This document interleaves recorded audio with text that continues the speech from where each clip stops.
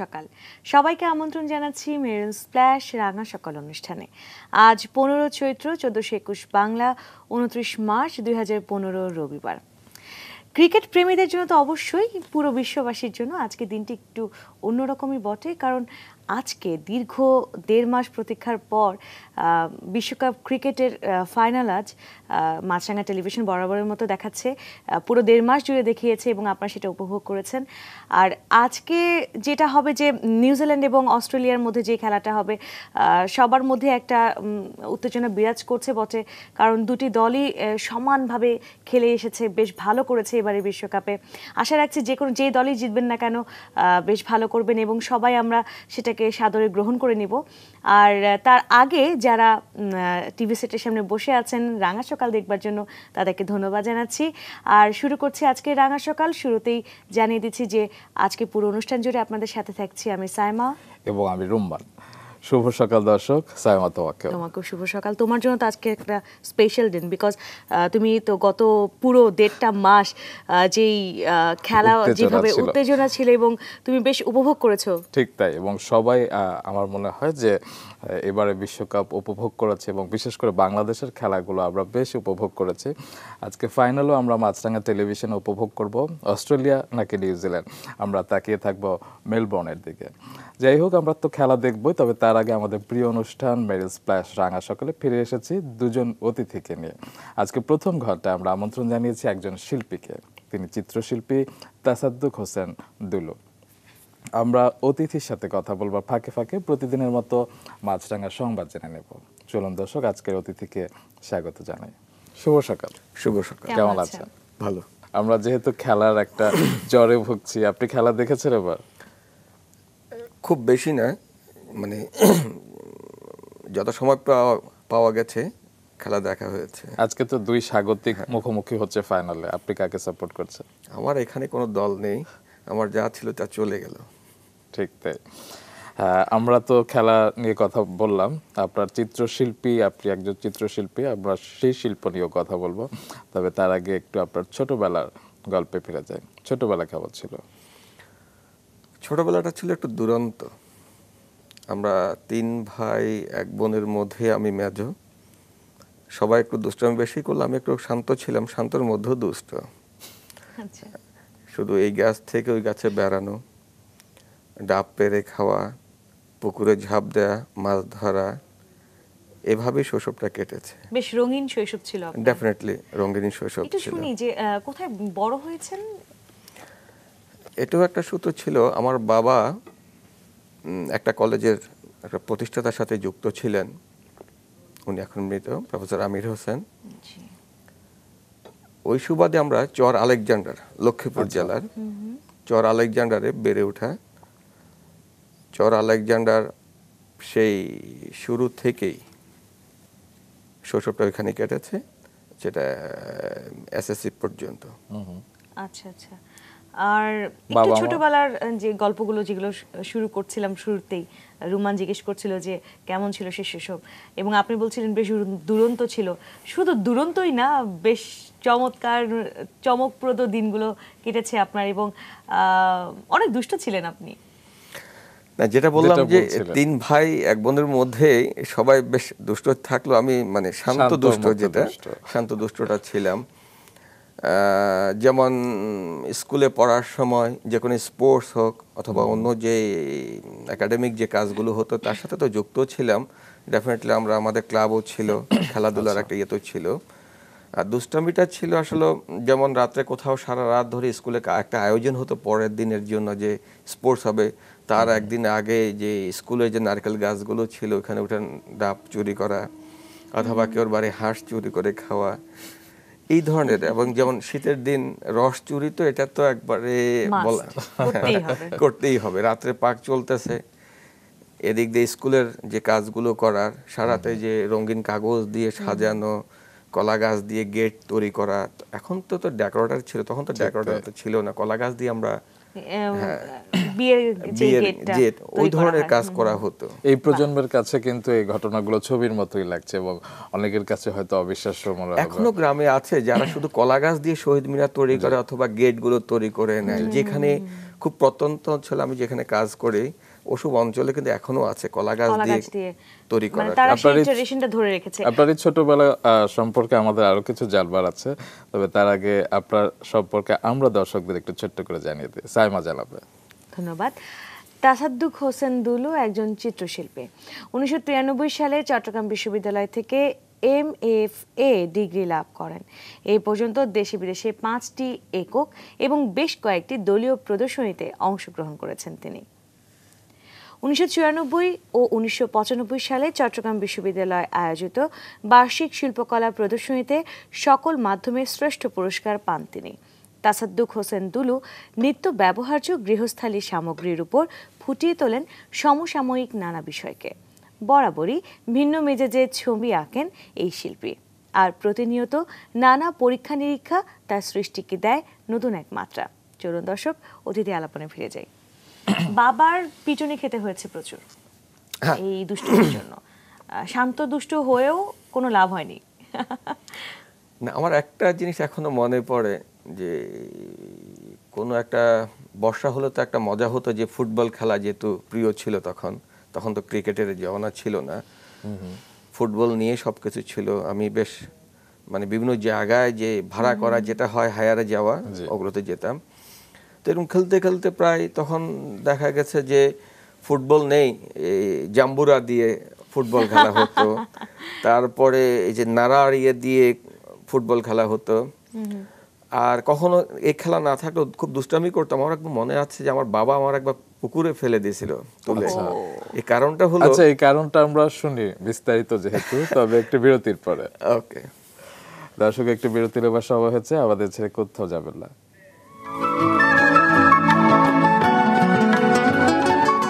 বিরতির পর ফিরে এলাম মিরেল স্প্ল্যাশ রাঙা সকাল অনুষ্ঠানে। আমাদের সাথে আজকে প্রথম ঘন্টায় অতিথি হয়ে আছেন একজন চিত্রশিল্পী তাসাদ্দুক হোসেন দুলু। আমরা যেই জায়গাটায় ছিলাম, বাবা পানিতে ফেলে দিয়েছিল দুষ্টুমির কারণে।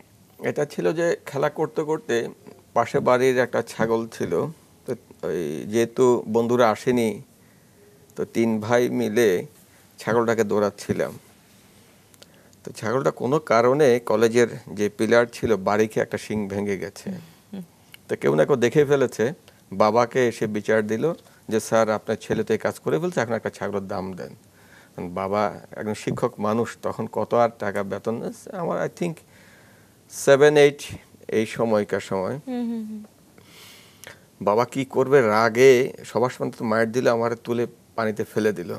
কলেজের এই বাসার সামনে একটা বড় পুকুর ছিল, সেখানে সবাই দৃশ্য দেখলো। আমি তো হাবুডাবু, আমার চিৎকার, আমার মায়ের চিৎকার, ভাইদের অবস্থা। বাবা তারপর তৎক্ষণাৎ না পেরে আবার নিজে ঝাঁপ দিল পানিতে। না তখন অতটা না, মানে এই 7-8 বয়সটা আর তখন কত। বাবা আবার তুলে নিয়ে আসলেন, একটা কান্নাকাটি রোল। তারপর বলছে স্যার মাফ করে দেন, আর ওরা মাইরে ফেলাবেন স্যার, আপনার দরকার নেই এটা। আরেকবার বোধহয় আপনাকে বেঁধে রাখা হয়েছিল। বেঁধে রাখা হয়েছে, এটা একটা খুবই যে মানে এটা হলো আমার মায়ে কাজটা করলো। ওই কোরআন শরীফ পড়তাম, হুজুর ছিল, সব ভাই বোন একসাথে হাত থেকে পড়ে গেছে। পড়ে যাওয়ার পর আমার মা আমাকে ঘরের যে পিলার ছিল ওটার সাথে বেঁধে রাখছে দীর্ঘক্ষণ, প্রায় 1 ঘন্টার উপর আমাকে বেঁধে রাখছে, ভাবে যে এটা তোর শাস্তি, কেন ফেলে দিয়ে অকস্মাৎ পড়েই গেছে। হুজুর বললো যে ভাবি দেখেন ও ফেলে দিছে, ওটা ফেলে দেওয়া মানে, তারপর বেঁধে রাখলো অনেকক্ষণ। আচ্ছা, যেটা বলছিলেন যে আপনি ভাড়ায় খেলতেন, ফুটবল খেলা খেলতেন, এর পাশাপাশি কি খেলা হতো? মূলত ফুটবল খেলা, এবং আমি ক্রিকেট ব্যাডমিন্টন চ্যাম্পিয়ন ছিলাম। আমি ডিস্ট্রিক্ট চ্যাম্পিয়ন, দেন আমি চট্টগ্রাম বিভাগে এসে হেরে গেলাম। এই আমাদের জনপ্রিয় খেলা ছিল এই ফুটবল, আর ব্যাডমিন্টনটা ছিল জাস্ট অপশনাল একটা ওই শীতকাল আসলে তো এটা খেলা হয়। তো তখন মানে স্কুল কম্পিটিশনগুলো তো অনেকগুলো কম্পিটিশন পার হয়ে আমাকে সে লক্ষ্মীপুর জেলায় এসে বড়দের সাথে খেলা হতো। তারপরে বিভাগে এসে আসলে মানে হেরে যাই এখানেই। এই আমার মনে হয় যে অনেক আগে। আচ্ছা, খেলায় ক্যারিয়ার গড়লেন না কেন? এত ভালো ছিলেন, চ্যাম্পিয়ন হয়েছিলেন। অত আসলে মানে খেলবো এটা আসলে ভাবি নাই। সরি, যে বাবা যেহেতু শিক্ষক ছিল, শিক্ষকতা পেশা ছিল, যে শিক্ষকতা করব এই ধরনের একটা টেন্ডেন্সি ছিল আমার মধ্যেই। আচ্ছা আচ্ছা, মানে আপনারও শিক্ষকতার প্রতি একটা আগ্রহ ছিল। যে আমার মাও শিক্ষক ছিলেন একটা সময়, তারপরে এনজিওতে গেলেন, আবার ছেড়ে দিলেন। কিন্তু শিক্ষকতা করবো একটা পেশা ছিল, নেশা ছিল যে শিক্ষক হব। বাবা সহকর্মীরা বলতেন যে যে তোর বাবা কলেজের প্রিন্সিপাল, তুই হবি বিশ্ববিদ্যালয়ের শিক্ষক, এই ধরনের একটা ছিল, কিন্তু হতে পারিনি। যাই হোক, ভালো আছি। আচ্ছা, আর যে প্রসঙ্গে বা কথা বলা উচিত, আপনি যে কারণে আপনাকে আজকে আমন্ত্রণ জানানো, সেটা হচ্ছে ছবি আঁকা। যেটা বলছিলেন যে ছোটবেলায় ওই যে কলা গাছের যে বিষয়গুলো আপনি বলছিলেন, যে কলা গাছ দিয়ে গেট বানানো, বা এই যে আনুষঙ্গিক বিষয় নিয়ে আপনার কাজ, টুকটাক জিনিসপত্র নিয়ে আপনার কাজ, এটা কি ছোটবেলা থেকেই আপনার আগ্রহটা ছিল বলতে পারি আমরা? ছোটবেলা বলতে ঘর গৃহস্থালী জিনিস দিয়ে যে কিছু একটা করে ফেলা। হ্যাঁ, এই যে ছোটবেলা থেকে যেটা হলো, আমার বন্ধুরা অনেক আছে যারা সাইনবোর্ড আর্টিস্ট, আচ্ছা, যে সাইনবোর্ড করা হতো। তো ক্লাস দেখা গেছে কি আমরা প্রাইভেট পড়তাম অথবা ক্লাস চলছে, ওরা কেউ সরিয়ে একটু ছবি আঁকার চেষ্টা করতো, দেখতাম, খুব মজার জিনিস।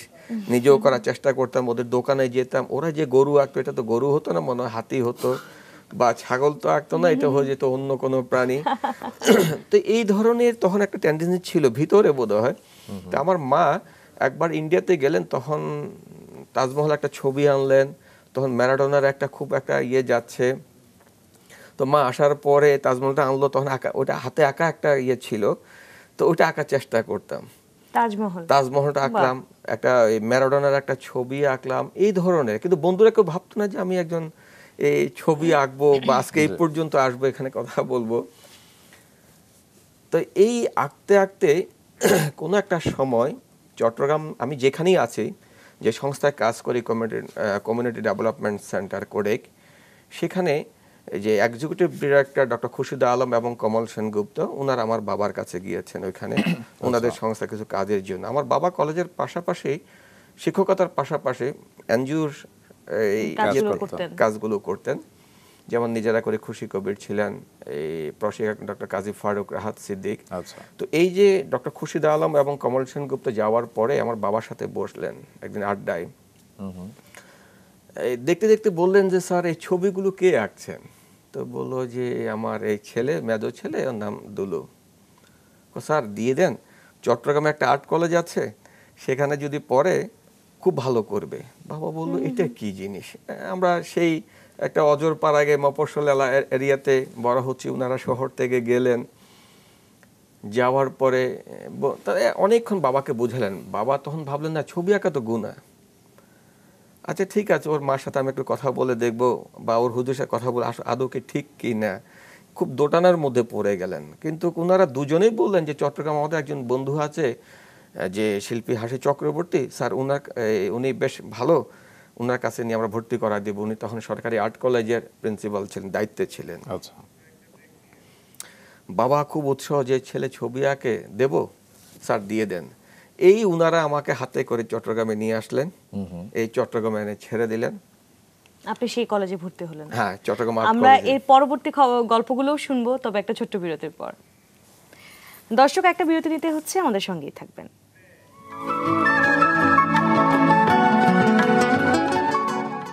দর্শক ধন্যবাদ আমাদের সাথে থাকবার জন্য। রুম্মান এবং সাইমা যাচ্ছি মেরিল স্প্ল্যাশ রাঙা সকালের প্রথম ঘন্টায় চিত্রশিল্পী তাসাদ্দুক হোসেন দুলুর সাথে। আমরা গল্প শুনছিলাম এবং আপনি আর্ট কলেজে ভর্তি হলেন, তারপর কি হলো? আর্ট কলেজে চলে আসলাম, ভর্তি হলাম, বেশ ভালো কাজ চলত। তবে আমার বন্ধুরা যারা ছিল, মানে আমি একটু ছোটোখাটো ছিলাম, আর্ট কলেজে এসে একই অবস্থা, এই গাছ থেকে ওই গাছ, ওই গাছ থেকে এই গাছে দৌড়াদৌড়ি। এখন একটা ইন্টারেস্টিং ব্যাপার আছে, সেটা একটু পরে বলি, ছবি আঁকার ব্যাপারটাই বলি। যেহেতু বন্ধুরা আমার থেকে একটু আগানো ছিল, অনেকে বেশ ভালো ছবি আঁকতো, ড্রয়িং করতো, শুধু দেখে থাকতাম যে কি করে কাজগুলো করে। তো তখন আমি কমল সেনগুপ্তর বাসায়, ওই বাসায় থাকতাম। ওইখানে বেশ ভালো শিল্পীরা আসতেন, সিনিয়র লোকজন, তাদের সাথেও আড্ডা হতো, দেখতাম।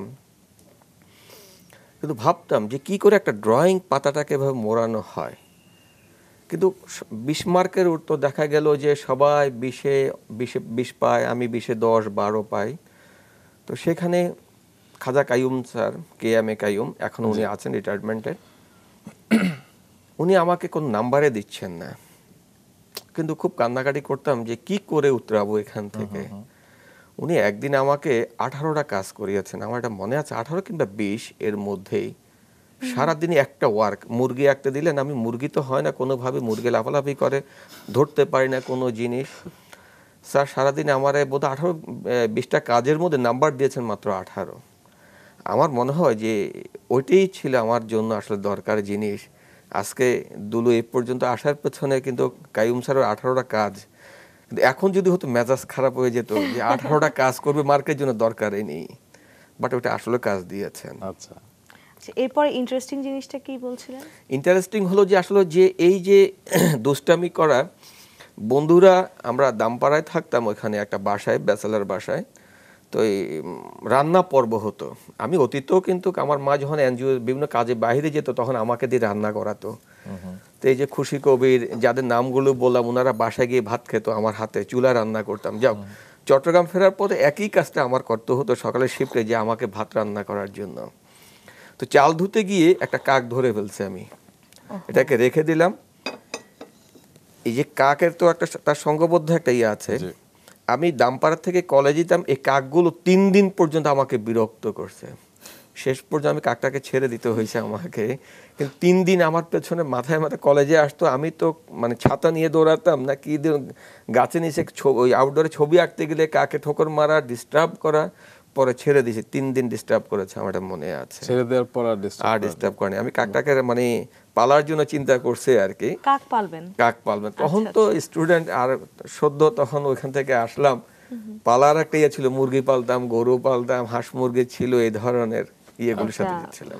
আচ্ছা, চিত্রশিল্পী হওয়ার পিছনে যদি প্রশ্ন করে যে অনুপ্রেরণা কে ছিল?